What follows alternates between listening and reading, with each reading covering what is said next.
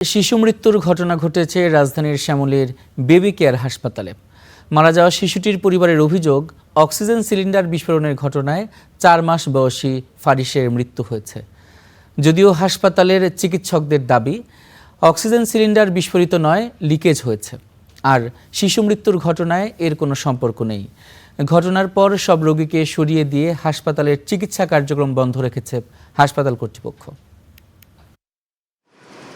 রাজধানীর শ্যামলীর baby care হাসপাতাল। অভিযোগ উঠেছে মঙ্গলবার সন্ধ্যায় হাসপাতালের অক্সিজেন সিলিন্ডার লিকেজের ঘটনায় মৃত্যু হয় 4 মাস বয়সী শিশু ফারিসের।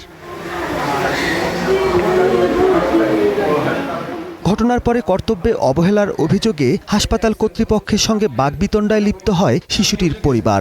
আপনারা এখানে একটা দুর্ঘটনা, বাচ্চা মারা গেছে, আপনি স্টাফ একটাও স্বীকার করেন না, বলতেছে কি বাচ্চা ক্রিটিক্যাল হয়েছে, এমন সময় বাস্ট হয়েছে। এটা কেন বলছেন? সিলিন্ডার বাস্ট হওয়ার পিছনে কারো হাত আছে? স্বজনদের অভিযোগ, অক্সিজেন সিলিন্ডার লিকেজের কারণেই শিশু ফারিস মারা গেছে।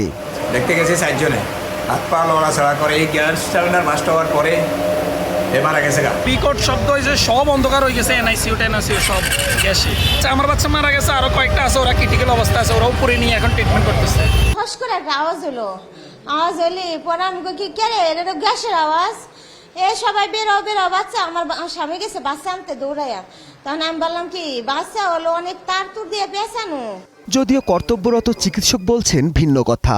দেখতেছি যে বাচ্চাটা কন্ডিশন ভালো হচ্ছে না, তো আমি ভিতর থেকে খালাকে বলি যে পেশেন্ট পার্টিকে দ্রুত ডাকেন, আমার ওনাদেরকে কাউন্সেলিং করতে হবে, বাচ্চার সম্বন্ধে জানাতে হবে যে হয়তো লাইফ সাপোর্ট পর্যন্ত বাচ্চা লাগবে এবং তারা এই সম্বন্ধে অবগত হচ্ছে কি হবে।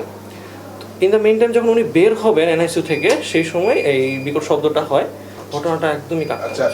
4 মাস বয়সী শিশু ফারিস এর আগে হামে আক্রান্ত হলেও চিকিৎসায় সুস্থ হয়ে বাড়ি ফেরে। পরে তার অবস্থার আবারও অবনতি হলে হাসপাতালটিতে ভর্তি করা হয়।